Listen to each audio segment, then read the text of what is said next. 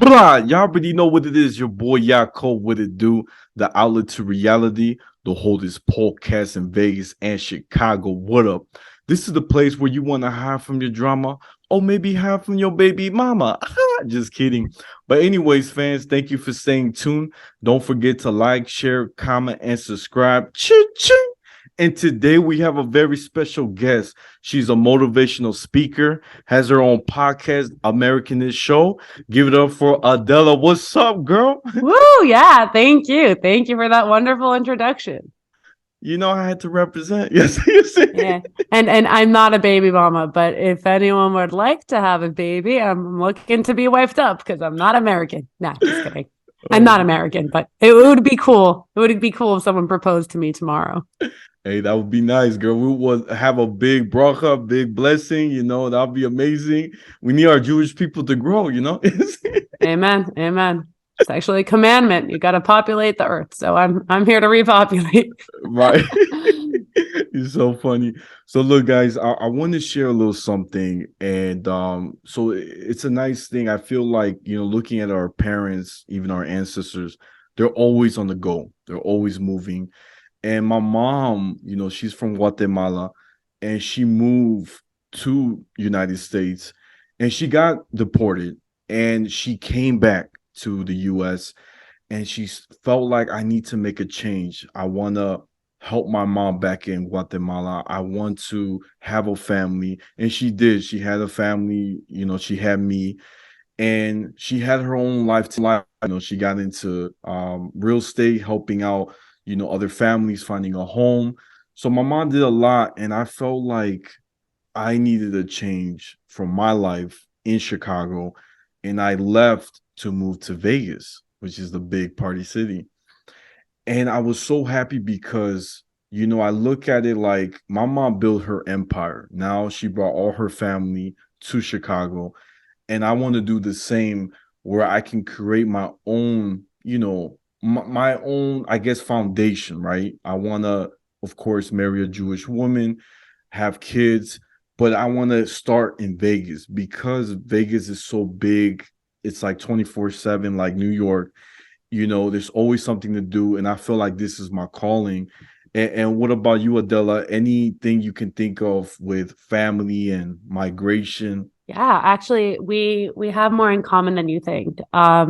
My background's a little bit weird. My family was originally in Syria and in Lebanon. That's where my grandparents are from. And they had to leave because they were Jewish, and they went to Mexico, of all places. So there's actually a big Jewish community in Mexico. That's where my parents met. That's where my brother was born and where I was born. And then we moved to the US in 2001. We moved to New Jersey. And my mom saw, very, very similar to yours, kind of like the American dream life, where she was like, wow, this is a different style of life than what we would have in Mexico, right? You have security, you have a level of safety, right? Like, especially because I grew up in a really small town in New Jersey, and my mom just kind of fell in love with that idea. And my parents ended up getting divorced when they were here in the US, and my dad went back to Mexico, and my mom found herself here in the US alone with 4 kids, no visa. My mom had gotten married at 17, engaged at 17, married at 18, and had her kids right after. So she kind of had to figure out, how do I not only stay in this country, but also figure out how to raise a family in this country to give them a life here that they wouldn't be able to have in the US. So my mom also went into real estate. She became a real estate agent. She went back to college. She was about 32. Her and my brother actually took calculus at the same time. My brother was in high school. My mom was in college. So I remember them sitting at the table, just kind of studying together. And she really persevered, right? She was able to build that and give us the opportunity to have the lives that we have here. So I'm really grateful for my mom for being that strong figure that did build up my entire family here, and for being that rock for me and an example for me and my sisters. But in terms of migrations, I love it when people ask me where I'm from, but I also hate it. And especially with my last name, because my last name is Kohav, right? Which means star in Hebrew. but it's spelled with a J because we are from Mexico, right? So it's kind of like this, it kind of shows you the migrations that we had to go through, right? Like we were in the Middle East, we're Jewish, we went to Mexico, and now my last name is written in Spanish, but it's actually Hebrew. And it's this whole idea of migration, right? Where people leave when things aren't good, or people leave for a better life. And you kind of go where the tide takes you, wherever it takes you, and wherever you see a life possible for yourself. Wow, that's beautiful, girl. I really respect that. And honestly, I gotta give you a little surprise. So you're actually my first Syrian Lebanese Latina Jew to be on the podcast. Woo! Yeah. I'm usually most people's first Latina, Syrian, Lebanese, Mexican Jew to be on anything. But yeah, no, I'm really happy to be here. Thank you. Oh yeah, girl. You don't understand. Like when I saw your video of when you did about Yeezy, right? How Mm-hmm. Kanye is an idiot, but sharing a lot of things that were really hurtful for the Jewish people. I love the things you share because being Latino and Jewish and hearing what you were saying, how it's sad that people believe these stereotypes, right? And they Yeah. hold on to them, and that's why there's a lot of divide. People are not accepting other cultures. And when I saw that, and I was like, man, this girl's smart. We need that. And so I was like, I was really admired because honestly, my podcast, a little interesting fact similar to yours, I'm the first Mexican Guatemalan Jew ever in history to have a podcast. Really? Yeah, it's Love that. big, you know. And you Yeah. also you're a big for our media. So I look at it like, so I've had, Persian, I've had Guatemalan, Mexican, um, different people, and they're all over the world that are Jewish that have felt like at sometimes in their community they haven't been accepted because they Yeah. didn't look Jewish enough. And it's so sad because, if you look in the media, and a lot of my friends, I hear this a lot. They're like, you're the first Hispanic Jew I've ever met.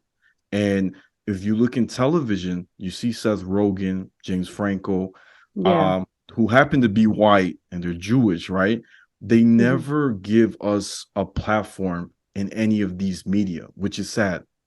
Yeah, I have a very interesting role where I am a Syrian Jew, I'm a Mexican Jew, and I grew up in like the mainstream Jewish yeshiva system of New York, which is just like the most typical Jews that you can imagine. Like if you imagine your typical Jewish guy from New York, they all went to the same schools, and I got to go to one of those schools too. So, when I was growing up in my small Syrian Jewish community, everyone was a Syrian Jew in New Jersey, but I was the Mexican Jew. They had never met a Mexican Jew before. So I had to explain a lot of my customs. I had to explain like, oh, like I talked to my mom on the phone in Spanish. I had to explain a lot of issues that we deal with that they'd never have to deal with, right? So like, for example, a lot of people had never heard about immigration problems, and I'm able to be that like test case where it's like, I've been doing it right for 21 years. I don't have a green card. Why? Because immigration is harder than you think. So I get to be like that window for that community and try to bring in more voices there.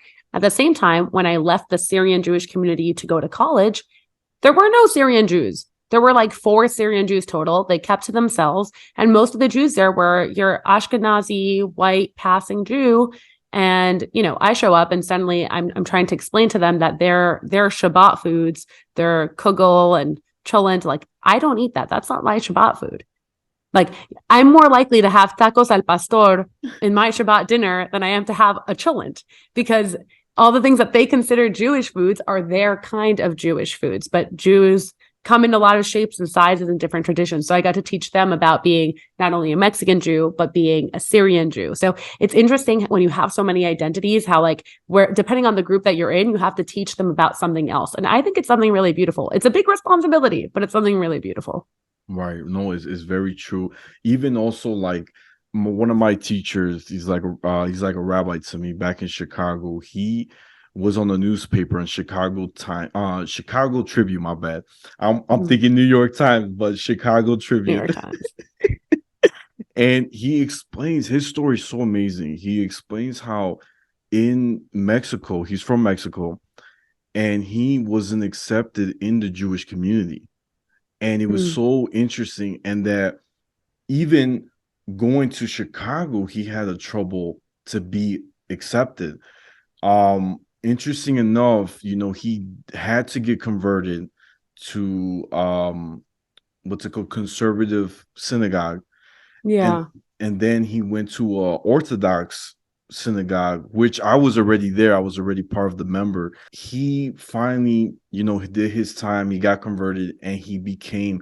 Now he's finally accepted being Jewish. Hmm. But it's kind of, looking at that, it's just so sad because if you look at our history, Latin America, every Hispanic I've ever met that is Orthodox, that's Jewish and Hispanic, they all said that they all came from Spain, moved to Latin America, most of them.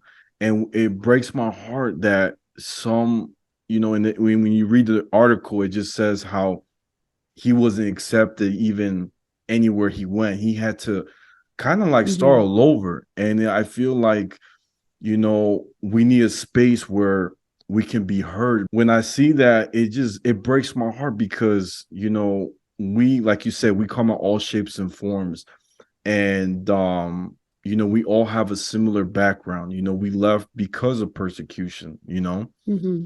So I think that's why I like, hearing different people's stories. And I feel like we just need to I came up with this thing, right? How we have birthright. You know how we if you're Jewish, you can go to Hmm. Israel, a free trip. Yeah.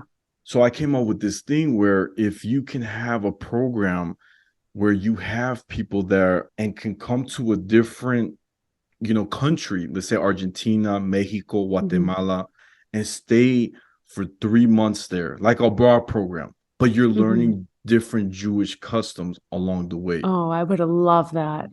I would right? love that. Have you heard of Rudy Rochman? No, I haven't. Oh yeah, yes. Okay. He's Yeah. always wearing He's wearing his sudra. I He can't get the calls it the name. Thank you. sudra. Yeah. Yeah, so he's a friend of mine. We both went to school in New York. I was at NYU. He was up at Columbia. But we knew each other from early college days before he became. Now he's like a big shot activist, and I'm just a regular activist. But he is making a documentary right now called "We Were Never Lost." And what he does is he goes to Jewish communities from around the world. He goes to Jewish communities in Latin America, in Africa, and in all these different places. And each episode of the documentary is going to focus on that community and their specific customs. So I wish there was a birthright program where you can go and exchange and learn with other communities, but at least this is going to be a little small window into what those communities are like. And that's also one thing. Do you know the Chabad movement? Yeah. The They're huge. Yeah, In New they're York, huge. the headquarters right there. Their headquarters are right here. What I like about Chabad is I think that being Jewish is almost like a superpower because you kind of have a timeshare around the world. It doesn't matter where you are. You can literally be in like the middle of like Cartagena partying. There's a Chabad. And you just have to like whatever country you're going to, check where the Chabad is. The Chabad is a very religious group of Jews, but they open their doors to pretty much anyone. So if you ever need kosher food, if you need a place to have a Shabbat dinner, a holiday dinner, call them beforehand and say, you could be literally in the middle of nowhere. There's probably a Chabad nearby. There's one in every major city, and you can go there and learn about that culture. You can learn about the rabbis that gave their lives to live in the middle of nowhere, so they could be like a Jewish center of light wherever it is. It's again, it's just making sure that Jewish people have mobility and they have a connection to each other. I always say whenever I travel, like if I'm going to be somewhere, I was once in South Carolina for 2 weeks, right? I said, what am I going to do in South Carolina for 2 weeks? Like, how am I going to make friends? I literally just found a synagogue online. I said near a synagogue and I called them and it was full of old people. And I went and they accepted me and everyone was kind of like my grandma in a way. And that was really nice because I felt like I had a connection to community. It's something that I feel a lot of people don't have. It's really a superpower that comes with Judaism. You can just show up at a synagogue and hopefully odds are they'll like take you in for the day. Yeah, for sure, girl. I agree with you. I just went to New York like Hmm. 2 months ago.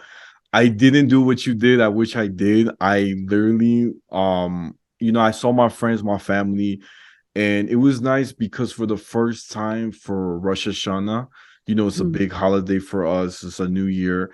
I actually did a little ceremony I celebrate instead of going to like a regular shul and celebrate, I actually did it with my family that used to do Shabbat Oh, together. So they're not, beautiful. you know what I'm saying? Like I want to share that Yeah. light. They're Christians now, which is okay. Everyone has their own belief, Hmm. but I want to kind of, show them a little bit because the kids, they don't know what Shabbat is. They're they're in the new generation, and but their parents, I remember doing the Shabbat together. So I Yeah. already know that. So I was like, you know what? I feel like I can do more to the world if I share a little light. Something so simple like Rosh Hashanah. What does it mean? Um, even praying by the lake, the water. Like I share Hmm. little stuff like that. And for me, it was so special not being able to go there for like almost, man, it's gotta be 7 years. I haven't gone back Wow. to Jersey. And I used to go every week. I mean, every like 2 months, I used to fly a Yeah. trip. And I was like, you know what? I think it's time for me to go there and, bring that little light.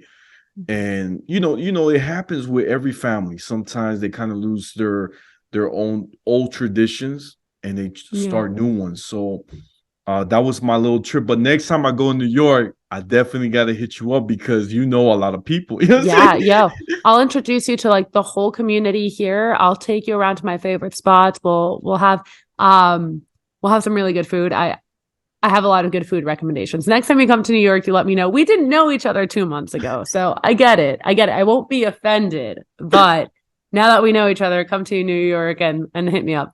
Perfect, girl. Because you know what? That's crazy. I teach bachata. I'm I very love big. bachata. Oh, snap. Man, Oh, snap. it's a big fan of bachata. Okay, now the next, I gotta ask you this: do you like cumbia? I like cumbia also. I think cumbia is more fun to dance than bachata, but I feel better when I dance bachata. Oh, wow, Like interesting. when I dance bachata, I feel like a connection in my soul. And when I Uh, dance cumbia, I'm like happier. But I feel better when I dance bachata. Wow. So for me, it's a little reverse. I think Really. cumbia because it has that, you know. And of There you go. Oh, snap! She knows. She knows. course, big fan, big fan. And it's big in Mexico. So like the turns, it's a lot of turns. A lot of turns. Bachata, don't get me wrong, is very intimate. It's very close Very. up, you know, especially crossbody. And so like for me, growing up, I didn't really learn how to dance, Latin music. My mom actually adopted a girl who was Guatemalan, Puerto Rican, and Mm. she became my sister. She was in my blood, but you know, she joined the family and she taught me merengue and salsa and bachata. Just living with her, she already knew. So I'm like, damn, girl, you know how to do that. And so I was like, damn. And so I told my mom, look, mom, and my mom was very like religious. She got me involved in different shuls, yeshivas, and she was like, "Where do you want to go? Like, just let me know." I said, "Look, mom, I want to go to Mexico. I don't know any of my dad's side of the family. My parents also got divorced very young age when I was 2, and I went there, and for 3 months, my aunt actually paid for my classes learning cumbia." Hmm. And it was so beautiful because my teacher was the same age as me, so we could relate. And I had my cousin as my partner, and it was so cool because when I was learning that, I started a program where I was helping Mm. young kids to get out, like whether it was gang activity or they were just troubled, right? And I'm Yeah. just saying, I'm not saying they're trouble, but sometimes they're in the Yeah. wrong path. So I try to help them out, and I started a class where I was teaching bachata and cumbia. All the moves I learned, I was able to Hmm. practice after class. My aunt, she worked for like a government, like a big facility, and I was able to teach there. And I never charged the kids because I know how it is. It's a poor country. Yeah. So I want to give back. And I felt like dancing is my gift from Hashem. I love that. I love that. No, and it brings a certain level of like joy and happiness, especially like when it comes to like Latinos. Like I go to a lot of weddings, everyone I know gets married, and Latino weddings as opposed to American weddings, they have a lot of differences, but mainly is the way people dance, right? Like you come here to the US and people are like there's like a lot of arm situation. You know what I mean? It's just like a lot of arm lifting or like jumping and like pumping people up. That's not real dancing. That's just like kind of energy. And then when you go to a Latino wedding and everyone knows what they're doing, or at least looks like they know what they're doing, it's I think more fun. It fills me with happiness. Like I don't exercise at all. The only thing I do is Zumba. Why? Because it's the only way that I can get a Latino class here in New York. They have like more official type classes, but they're just a little bit hard to come by for me. No, that's amazing. You love dancing, and Love that's dancing. cool that you love the Latino wedding. So that's Love amazing. Latino weddings. Love Latino weddings. Oh my God, nothing like it. I don't know how it is in Guatemala, but in Mexico, our weddings go until 7 a.m. and they bring mariachis and chilaquiles. So like that's how we end our weddings. That's how we do it in my community, my friends, my family. It's like the wedding starts late. It starts at like 9 p.m., but you're going. And then at like 5:30 on the dot, you've got mariachis, you've got chilaquiles. Everyone eats their breakfast. 7 a.m., the bride and groom peace off to wherever it is that they're going to go. And the rest of the guests go home after having had breakfast and they go to sleep. It's so nice. Oh, what a nice wedding. That sounds so amazing. You got me hungry. I gotta ask you something. So I know you have your podcast, Americanish show. Tell us a little bit your journey on how you started it and what motivated you. Yeah, so I have a podcast. It's called Americanish. And it all started with a mutual friend of mine. I had a friend and she like randomly called me and she goes, I just met your shidduch. Shidduch in Hebrew is like your arranged marriage or something like that. And I was like, what do you mean? She goes, I just met a girl and I had the same exact conversation I had with you last week with her this week. I'm like, what do you mean? She's like, I literally had the same conversation. So as you know, through this podcast, I'm a Syrian, Lebanese, Mexican Jew, right? And I love my tradition and I love being Jewish. And Mariam, my co-host, is an Egyptian Coptic Christian. So I didn't know anything about the Coptic Christian community. They're the Christians that have been in Egypt since Jesus. So since Jesus, a lot of Christians went down to Egypt, which is right there next to Israel, near Jerusalem, near Nazareth and Bethlehem. And they've been living there from that time. So they're like the OG Middle Eastern Christians. And she grew up in that Christian community. And her family moved to the U.S., my family moved to the US, so we're both first generation. And she also loves her Christianity. She goes to church on Sundays. She's someone who is also very traditional. At the same time, both of us are very modern. She went to Fordham. I went to NYU. We both live in New York. We're both women. We're both first gen immigrant women from Middle Eastern backgrounds that love religion and tradition. And like, really, it's like, what are the odds? What are the odds you're going to meet someone like that from such a different background, but so similar to you? And we realized that we had a lot of the same experiences where it's like, we love living here in the US. We love being American-ish, right? Because everything we do isn't fully American. We have our own cultures that have their influence. Like even we were just talking about Thanksgiving, right? In my family, like we do like, turkey. And then the next day we put it in tacos because like after you have chicken one day, like you like desgranado, like, you know what I mean? Like, and then you turn it into flautas and then you fry them. And that's what we do Thanksgiving, right? And for her, they make like a stuffed quail kind of thing. It's an Egyptian thing. So she has like an Egyptian Thanksgiving and I do like a Mexican Thanksgiving, but we're both doing Thanksgiving and we're American-ish. So that was our journey in creating the podcast. And we also get to talk about a lot of issues that are important to both of us. So I get to talk a lot about anti-Semitism. She gets to share what anti-Semitism is with her audience that's not Jewish and they never face that. And she gets to talk about the Coptic Christian community to my listeners, right? That have never met an Egyptian Christian in their life. So it's interesting because like we're in the same fight against discrimination and we get to come at it from different angles. And that way I think it makes us stronger. Wow. Oh, that's beautiful. And how long have you guys been doing it now? We've been doing it since February. We started in February. So it's been like 7-8 months. Damn, crazy. Y'all moving up, man. I seen your TikToks. I was like, dang, it's a lot of views. Look at that. Oh my gosh. Yeah. So we got some TikToks that went viral. We got some Instagram reels that went viral. It really depends on on the video, because some of them are hit or miss. Some of them only make it to like 200 views, and then some of them it's like, oh, 300,000, and it's like, where did this come from? Where are all these people when we need views on the other videos? But it's not about the views, it's about the ideas, and hoping that more of our ideas get the views. Oh, that's beautiful. That's beautiful. Have you seen this term on Instagram for hashtag for us? There's a term they use now. It's not a lot of like numbers, right, that people use, but there's a term for us. It's called Jutino. Jutino, yeah. Yeah, I like Jutino.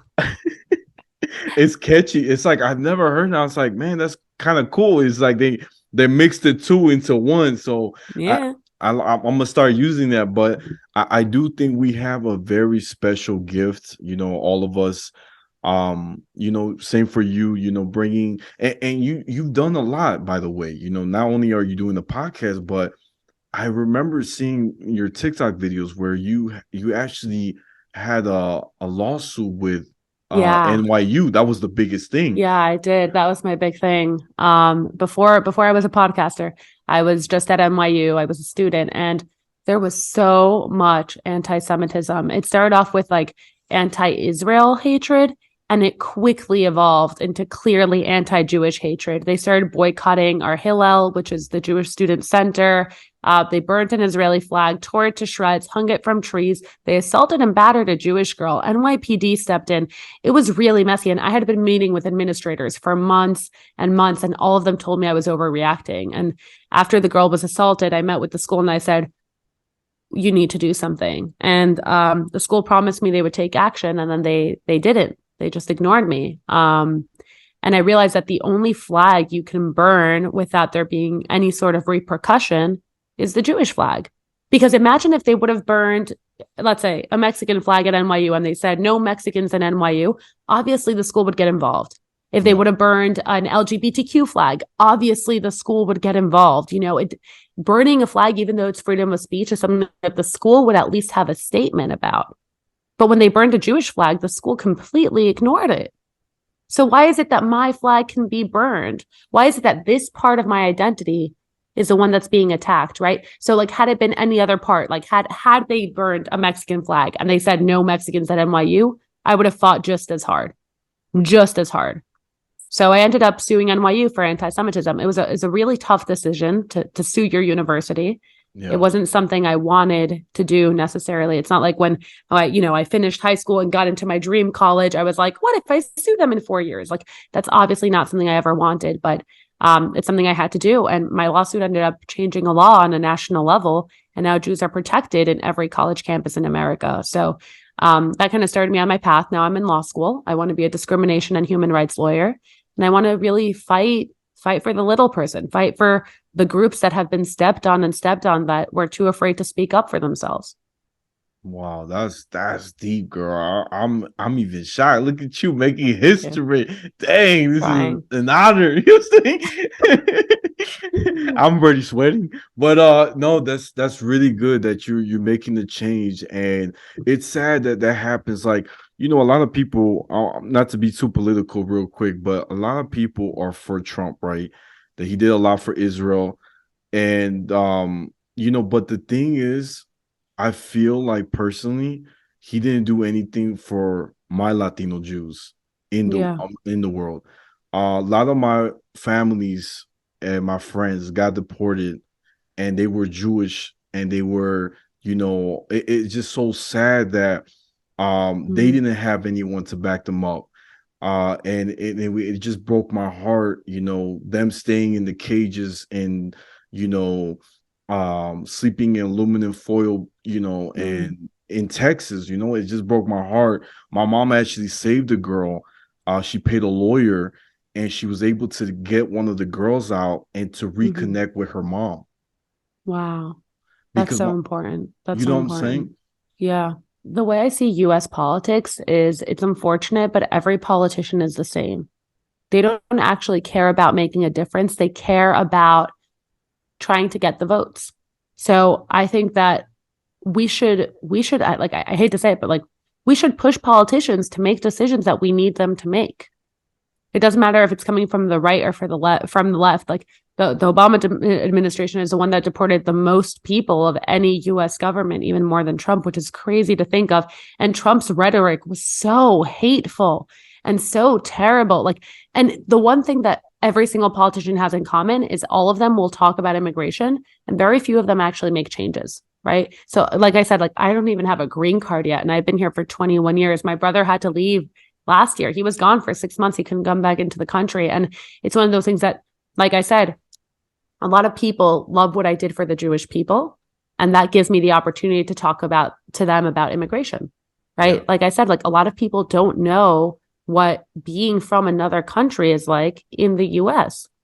Again, everyone always says, do it right, do it right. And again, I'm doing it right. I'm paying so much money for visas every single year, but I can't even get a green card yet. That's crazy.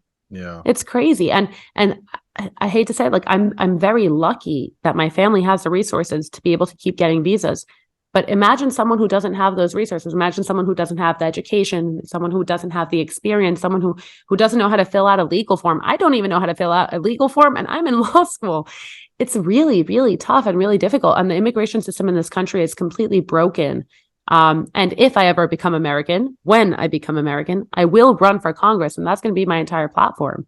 As someone who's been through the system, trying so hard, right? Like that's why I'm American-ish, because I'd love to say I'm American, but unfortunately I'm not yet, right? This is the land of opportunity, but they haven't accepted me yet. So it's really sad. It's a really tough place to be in. But hopefully we'll be able to make changes. You and I, Latino, Jewtinos, podcasters making changes. You already know. And I feel like too, like people don't understand is that, you know, Latinos coming to America are bringing new ideas, new tradition, new food. And we hear this all the time. Like, you know, one thing that I was sharing with one of my friends is that Jorge Ramos is one of the biggest, what's it called, news reporter for Latinos and Univision, Univision. And when he got kicked out for asking Trump about immigration, for people that don't know that are not Latino, he is our leader, our voice to the Latino community, because he asks hard questions even to Obama, and he really knows how to pick their brains. And for him to not be allowed to, when Trump was president, to actually ask him hard questions or even give us a platform, it shows you that our Latino voice does not count. I'm sorry. It's sad to say that, because you took out one of our main leaders, and now you don't really see a reporter that really represent us. I feel like Jorge Ramos, he did something really interesting where he had a interesting debate with a rabbi, imam who was a Muslim, a teacher, and a Christian, and a priest. And he was the mediator. He was listening to every angle. He said, which religion do you guys think is right? And while some were getting very debatable, they were debating like very hard. They were getting really into it. He was just listening. And then he would ask interesting questions on how they're all related, how they're all in common in some way. And I love what the rabbi said. The rabbi, he got my heart. This is what the rabbi said. He said, look, you may think you're right. You may think you're right. But I'm going to tell you what I think. He's like, I think when Moshe saved the Jewish people, he saved them in Hebrew. He helped them. It was a language we were able to communicate. But I feel like for you, brother, he says God spoke through you in Arabic. So that's the language he was able to communicate to your people. It's almost like we all have a different instrument. And we're finding our way to get closer to God and to bring peace to the world. Oh, that was the deepest. Beautiful. You know what I'm saying? Because everyone else thought they were right, but he found a way to, hey, brothers, let's stop, try to, who's better, who's this. We're all connected, We're all connected. That's actually similar to what Mariam and I talk about in the first couple of episodes of our podcast. If you haven't listened, our new episodes are about like current events, but if you go back to episodes 1, 2, 3, 4, like they're all about the things that we have in common. And again, that's really where the idea of the podcast came from, how we do come from such different backgrounds, but we're so united over our core beliefs, right? About like what a world with peace looks like, what a world that is tolerant looks like, what a world that's tolerant of other religions. Like Mariam and I never debate religion ever, because there's no reason for us to debate against each other. What we do find is that being women of faith in 2022 in the US means that we're in this together, and helping her helps me, and her helping me helps her. And it's kind of like we're all in the same boat, and we have to keep the boat from sinking. You know what I mean? Got to keep lifting each other up and pedaling forward for the rest of the group. Oh, I love it. I love it, girl. Well, look, continue doing it.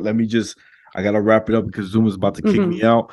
Guys, this is the Outlet to Reality, the oldest podcast in Vegas and Chicago every Tuesday.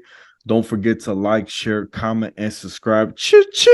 Y'all know where to find me. I'm on Instagram, YouTube, Apple Music, on the Outlet to Reality. My TikTok is at Yaakov28, and my Snapchat is Take One Pass It. And Adela, where can my fans find you?